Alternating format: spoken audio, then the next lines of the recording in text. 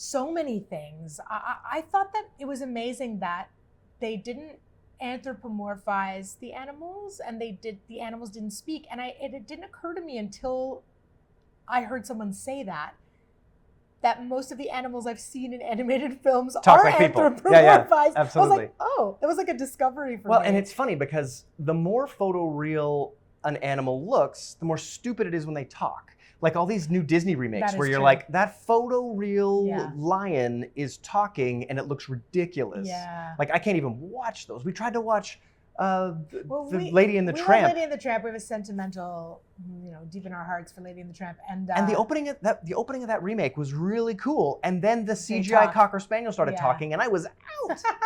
Yeah. But that was a fascinating thing about Flow. It was just animals acting like animals. And it was also the style of animation so beautiful and so moving. Mm-hmm. Like it's such a moving film. Yeah.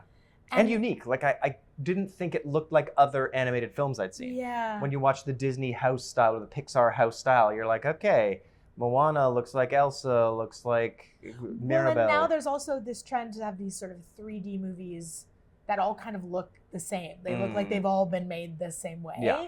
And so there's like a generic 3D style. Yeah, like there was a time when nobody could do a Disney movie except Disney. Yeah. But now it's cheap enough to do a 3D animated talking kid and dog that anybody can make a movie that looks vaguely like Pixar. Yeah. And it's like they're churning out movies. And it's interesting because I went to a Pete Docter talk at a festival once, and he was talking about how, such an important thing for Pixar, and those early Pixar movies especially, you could really feel it, is feeling the author behind the animation and feeling the author behind the story. And I think sort of overall in media right now, we're moving away from feeling the author, and that's a symptom of a lot of things. But that was one of the great things about Flow. Yeah. Especially really with like a 10-person team? Yeah. Like, and that director had done a film before entirely by himself. Mm-hmm. And so that talk about authorship, like this is a guy who managed to work with a tiny, tiny team. And we were fortunate enough to see this film at the Toronto Film Festival. Yeah. And he talked about how the more he worked with other people, the more he identified with the cat from Flow. Yes, and he was that's like, right. yeah, I know I need other people, but I kind of don't want resisting them. it. Yeah, totally. And then at the end, he learned working with other people is great. Yes. So, yeah, it's a good I also method. love that it was, this independent film made over all of these years with passion. I mean, it does really feel like, the opposite of what a lot of filmmaking is these days. Yeah. And the fact that he had that support and he was able to do that. And then you really feel that in the final product. Yeah. There's a lot of passion really for a movie. Inspired by that. Yeah, for a movie where nobody ever says anything. Yeah. There's a lot of passion behind the eyes of all these creatures.